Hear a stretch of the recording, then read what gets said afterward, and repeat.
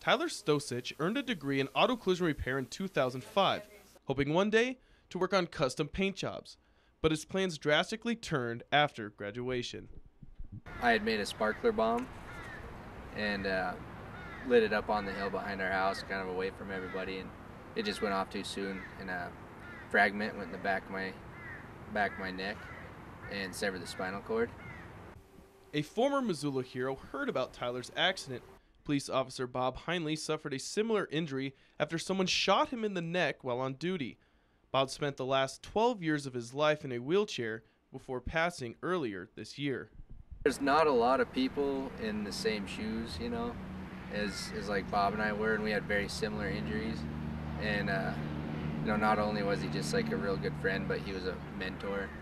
They had a really strong connection because they both understood what it was like to be in that chair. Bob motivated Tyler to stay active, despite his current life in a wheelchair. But it takes special equipment for someone in a wheelchair to do things like hunt. That equipment can run up to $20,000 and isn't covered by insurance. That's where the I Run for Bob Foundation comes in.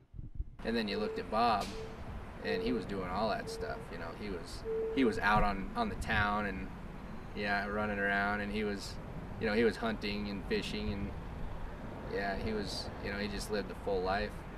It was just felt like the absolute right thing to do. The mission is that we want to be able to help people with limited abilities acquire some type of recreation equipment that enriches their quality of life. We're having a foundation in his name to raise money for that kind of equipment is just so appropriate, you know, for Bob. That's just what he did. Lisa and Tyler hope helping others will carry on Bob's giving spirit and his love for Montana adventures. Reporting in Missoula, Sean Rainey for the News Channel.